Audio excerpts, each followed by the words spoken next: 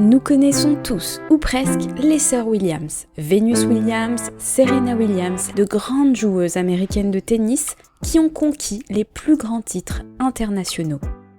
Qu'est-ce qui caractérise leur succès ?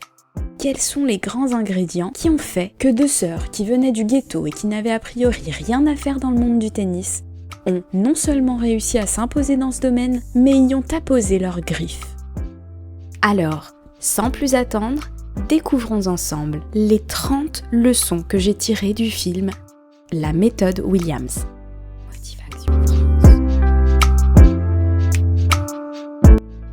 Sachez qui vous êtes, et c'est ce qui m'a frappé lorsque durant un match de Venus Williams, les parents de Venus sont complètement inquiets à côté du terrain et la maman rassure le papa Richard en lui disant « Ne t'inquiète pas, elle sait qui elle est ».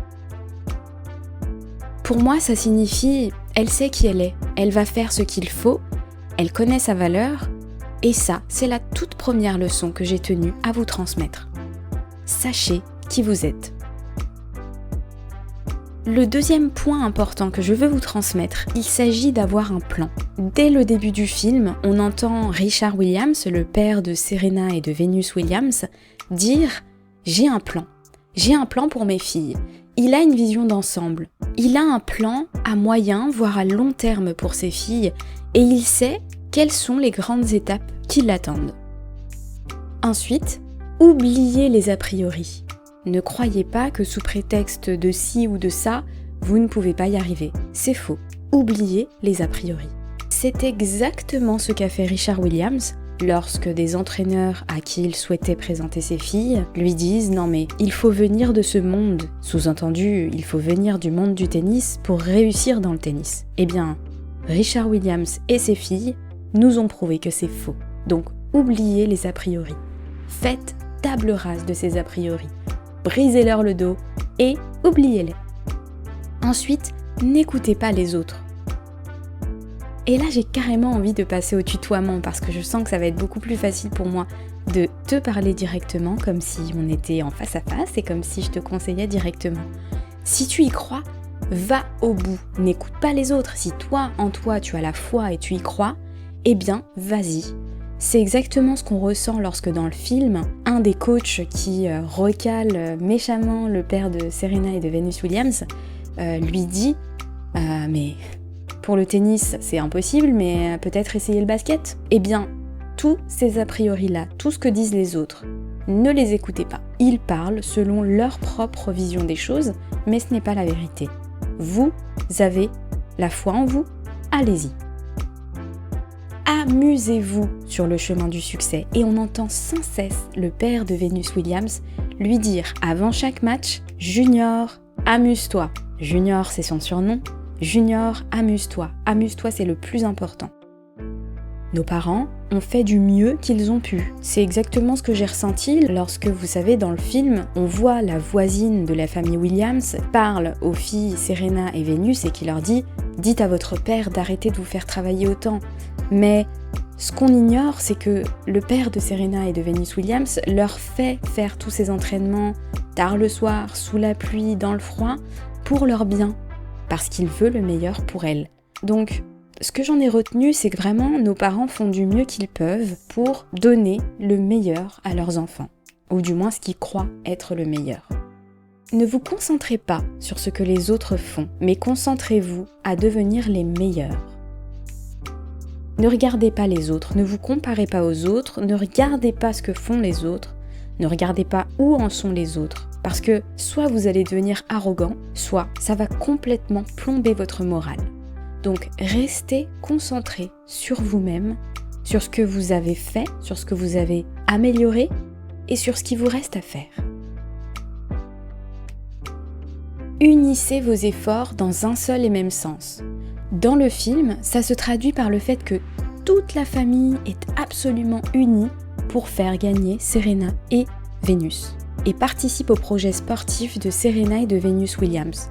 Tout le monde dans la famille a un rôle à jouer, que ce soit du soutien émotionnel, du soutien matériel, du soutien financier, enfin, j'ai pas d'exemple dans le film où il y a du soutien financier, mais on sent qu'absolument toute la famille a un rôle à jouer. dans notre vie de tous les jours, on n'a pas forcément tous la chance d'avoir une famille qui nous aide autant et qui est aussi unie. Donc il faut aussi prendre conscience de cette réalité-là. Mais pour autant, ça ne veut pas dire que ce conseil, on ne peut pas l'appliquer parce que fournir des efforts cohérents dans un sens, c'est aussi valable à notre propre échelle en tant qu'individu. Ça veut dire que on se doit de canaliser toute notre énergie dans le même sens. On a identifié quelque chose qu'on aimerait faire dans la vie, on a identifié un but, quelque chose où on aimerait nous-mêmes aller mieux, eh bien il faut qu'on canalise notre énergie sur ça.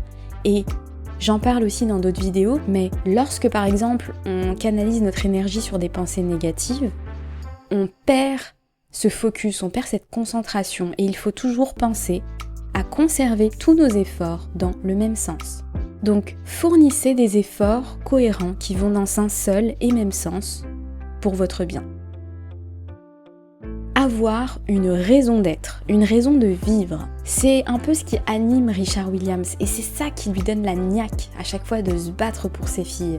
C'est ça qui, le jour où il se fait frapper presque à mort au visage et sur tout le corps par des jeunes lascars, c'est ça qui lui donne la force de reprendre sa voiture, de rentrer chez lui comme si de rien n'était, de parler à sa femme comme si de rien n'était et le lendemain de reprendre les entraînements comme si de rien n'était. En fait, ce qu'il dit un peu plus tard dans le film, Richard Williams, c'est « Ce monde n'avait aucun respect pour Richard Williams, mais il aura tout le respect pour vous, mes filles. » Et c'est ça sa raison d'être, c'est ça sa raison de vivre, c'est ce qui lui donne la niaque. Donc on sent un petit peu un désir de vengeance, donc je dis pas qu'il faut toujours agir par vengeance, et je dirais même qu'il vaut mieux éviter d'agir par vengeance, mais avoir cette raison d'être, cette raison de vivre nous donne la force d'aller au-delà des obstacles, au-delà des difficultés. C'est-à-dire qu'à chaque fois qu'on a une difficulté, qu'on tombe, qu'on trébuche, on se souvient de cette raison d'être, on se souvient de cette raison qui nous pousse à aller au bout. Dans ce film aussi, ce qu'on retient, c'est qu'il faut aller de l'avant après une chute. C'est exactement ce que je viens de vous expliquer avec l'anecdote du père des sœurs Williams qui se fait tabasser et qui, malgré ça, continue à aller de l'avant.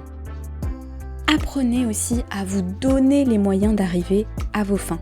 Trouvez de l'aide s'il le faut. C'est ce qu'on voit lorsque Richard Williams, sur les conseils de sa femme, décide d'aller voir un coach. Parce qu'ils se rendent compte qu'à un moment donné, s'ils veulent aider leur fille à dépasser un certain palier en termes de niveau, ils vont devoir faire appel à un coach professionnel. Donc, ils décident de s'entourer des meilleurs et c'est, je trouve, une très bonne leçon à retenir. Nous n'avons pas tous, toutes les compétences nécessaires, tous les savoirs nécessaires. Bien sûr, nous pouvons apprendre et notre capacité à apprendre est, je pense, quasi illimitée. Mais lorsqu'on a besoin de s'entourer des meilleurs, il n'y a pas de honte à aller voir d'autres personnes qui peuvent nous aider. Trouver la force de les convaincre et les embarquer dans notre projet. Il faut être sûr de soi aussi, c'est ce que nous dit ce film. Et en regardant le film, j'ai pas pu m'empêcher de penser aux affirmations positives. Je n'ai pas pu m'en empêcher parce que sans cesse, tout au long du film, on voit que le père des sœurs Williams utilise cette technique sur ses filles. Il n'arrête pas de leur dire « On va secouer la planète jusqu'au sommet ». Il n'arrête pas de leur donner des petites phrases comme ça qui nourrissent leur motivation et moi j'ai trouvé ça super. La leçon suivante que j'ai retenue, c'est qu'il est important de prendre conscience de ses capacités. Alors, parfois j'admets qu'il peut être compliqué de prendre conscience de nos propres capacités quand on manque soi-même de confiance en soi. Donc c'est un travail à faire de longue haleine, je le sais, mais ce n'est pas impossible, dites-vous bien ça.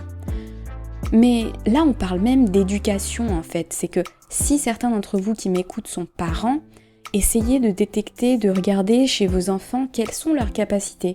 Est-ce que vous détectez des choses dans lesquelles ils sont forts, dans lesquelles ils sont particulièrement doués et dans lesquelles ils prennent du plaisir bien sûr. Parce que si vous remarquez ça, ce que je retiens de ce film, c'est que on a tout à gagner à encourager nos enfants dans les domaines où ils ont des capacités, où ils s'amusent, où ils sont doués. Et c'est exactement ce qu'a fait le père des sœurs Williams.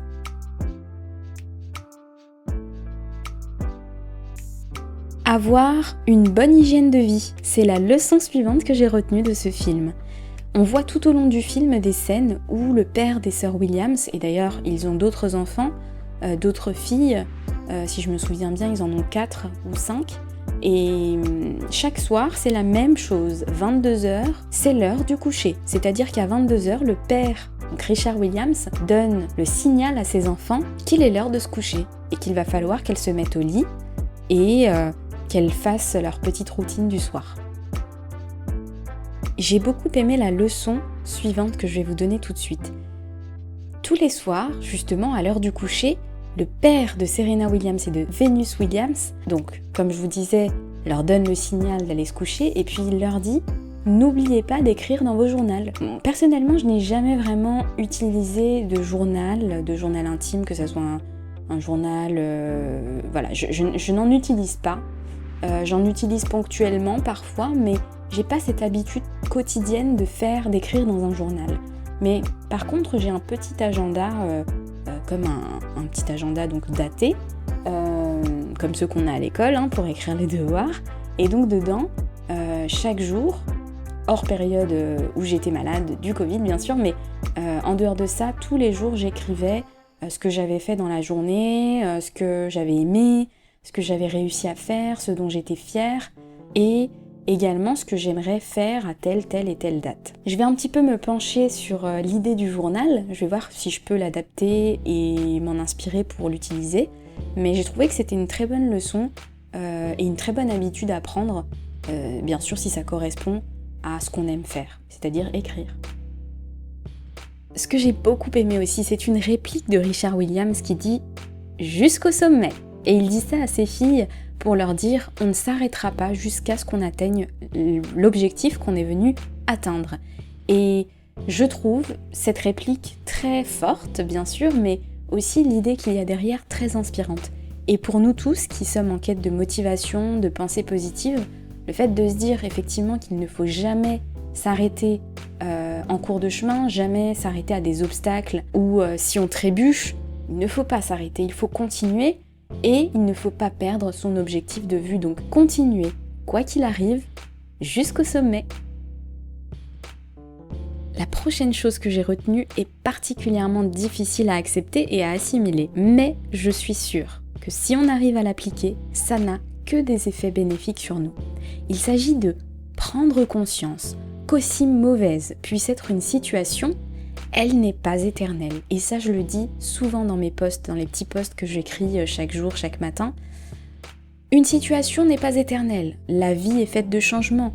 Et c'est ce qu'on entend dans la réplique que dit le père de Serena Williams et de Venus Williams, lorsqu'un jour, plutôt un soir, il va les voir juste avant qu'elles s'endorment, et qu'il les voit allongées et partageant pour certaines un lit, une place pour 2 personnes, et il leur dit « On ne vivra pas comme ça éternellement. Vous savez, dans quelque temps, quelqu'un va vous donner un chèque d'1 million de dollars. » Et bien sûr, on ne parle pas d'argent ici, mais on parle simplement du fait d'encourager ces filles et de leur dire « Ne vous inquiétez pas, cette situation est temporaire. » Et je trouve que c'est une belle leçon pour nous tous, et nous toutes, de se dire que peu importe la situation que nous traversons, ça peut être des problèmes au travail, des problèmes quels qu'ils soient, dans la famille, ou des problèmes financiers, ou peu importe la nature du problème, je considère que c'est bénéfique de garder peut-être que tout est changement dans la vie et que cette situation n'est que temporaire. Elle peut peut-être durer un jour, une semaine, un mois, un an, peut-être même plus longtemps, mais elle finit toujours par se terminer et de nouvelles conditions succèdent aux précédentes. Donc, restons toujours conscients de cela.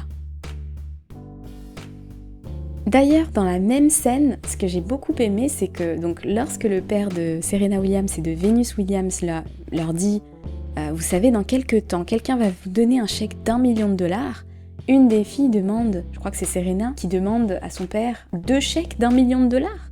Et là, le père répond « Eh bien oui, pourquoi pas ?» Donc il ouvre toutes les possibilités. C'est exactement ce que nous dit aussi Louise Hay, et c'est une des autres vidéos que j'ai fait sur cette chaîne. N'hésitez pas à aller faire un tour sur la playlist Trouver l'inspiration si c'est la première fois que vous visitez cette chaîne. Vous y trouverez justement des contenus pour nourrir votre esprit. La persévérance, c'est l'autre chose que j'ai retenue de ce film. Il faut rester persévérant, mais ça, on l'a un petit peu décrit dans les points précédents. Ensuite, se nourrir de ses douleurs, se nourrir de tout ce qui nous arrive, de bon bien sûr, mais aussi de mauvais, et transformer tout le mauvais en carburant pour avancer. Pas pour se venger, mais pour avancer vers son propre objectif, parce que souvenez-vous qu'on doit rester concentré sur notre objectif et que la vengeance ne nous permet pas d'atteindre notre objectif. Donc, concentrons notre énergie, notre force, notre temps à nous faire avancer vers notre objectif, et non pas à aller chercher une quelconque vengeance. Parce qu'en voulant se venger, tout ce qu'on fait en fait, c'est qu'on focalise notre énergie sur la cause de notre souffrance et non pas la solution. On pense qu'en se vengeant, on va réussir à se sentir mieux, mais en fait, ça n'arrange rien. Ça ne nous fait que peut-être nous sentir mieux pendant quelques temps, un petit temps très court, et puis ensuite on retombe dans la même situation, c'est-à-dire qu'on est au statu quo. Pour avancer, vraiment, il faut se focaliser sur l'objectif que l'on souhaite atteindre et non pas sur ce qui a causé notre peine. Et d'ailleurs, la seule vengeance qui soit la meilleure, la plus savoureuse, c'est d'avancer. Donc, faites confiance à Dieu pour vous venger et d'ailleurs, on le voit dans le film. Un jour, Richard a l'intention d'aller tuer un petit lascar qui arrête pas de tourner autour de sa fille et qui vraiment lui fait peur. Je pense à mon avis, moi c'est comme ça que je l'ai interprété, Richard pense qu'un jour il va se passer quelque chose de mauvais pour sa fille. Et donc, Richard il décide de prendre son arme à feu, celle qu'il utilise dans le cadre de son travail, et il décide d'aller tuer ce lascar, de se débarrasser de lui. Et figurez-vous que le soir où il a l'intention de faire ça, il n'est plus qu'à quelques mètres de celui qu'il espère tuer, et celui qui va se faire tuer dans quelques secondes ne voit pas Richard arriver, et donc quelques secondes avant que Richard passe à l'acte, il y a une voiture qui passe furtivement et qui mitraille ce fameux lascar que Richard avait l'intention de tuer. Donc en fait, ce lascar se fait tuer avant même que Richard ne fasse quoi que ce soit, et la scène se déroule là, sous ses yeux.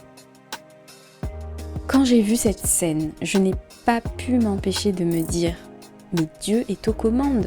Parce que Dieu a fait que Richard soit là pour voir cette scène, en plus, mais il n'a pas eu à appuyer sur la gâchette.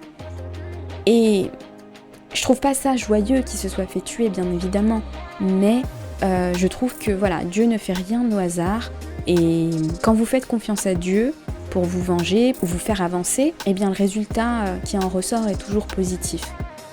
Laisse Dieu s'occuper de tous tes détracteurs et quant à toi, concentre-toi sur toi. Avance et ne regarde pas autour, voilà, focus-toi sur toi et c'est tout ce qui doit t'intéresser.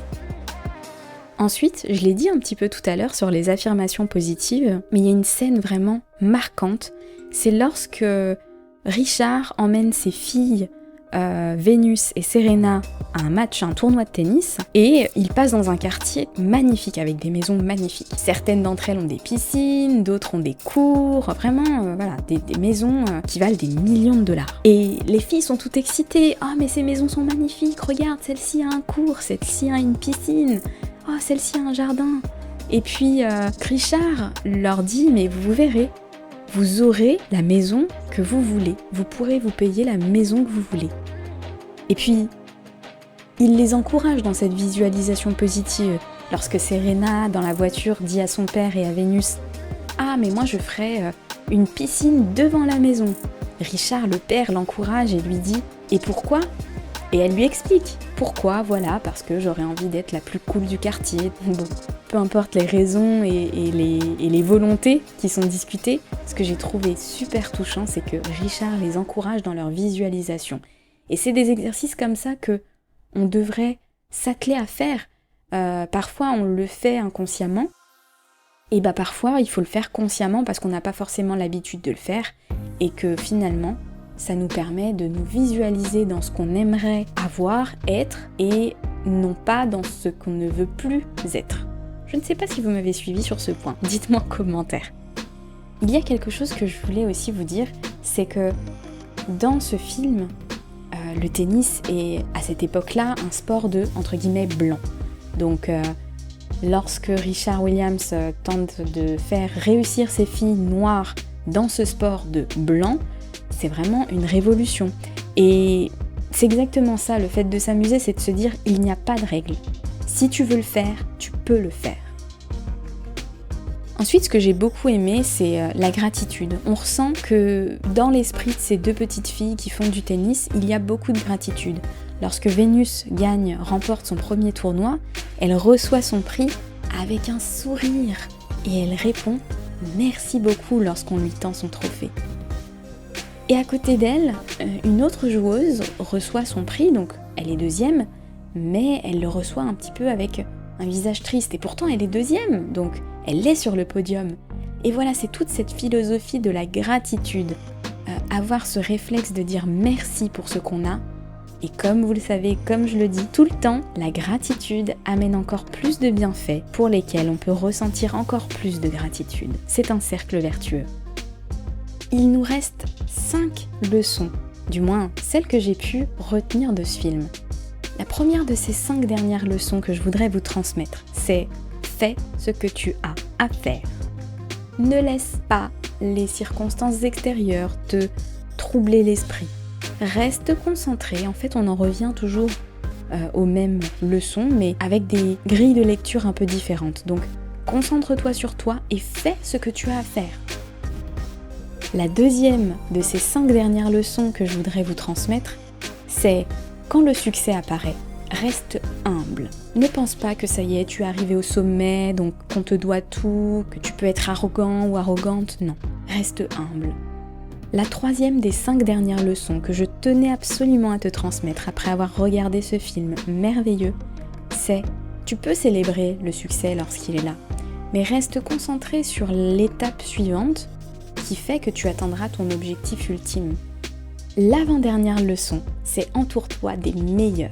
Et entoure-toi des meilleurs, c'est vraiment au sens large. C'est-à-dire que si tu as envie d'exceller dans un domaine, eh bien entoure-toi des meilleurs dans ce domaine-là. Mais dans ta vie de tous les jours aussi, entoure-toi des meilleurs.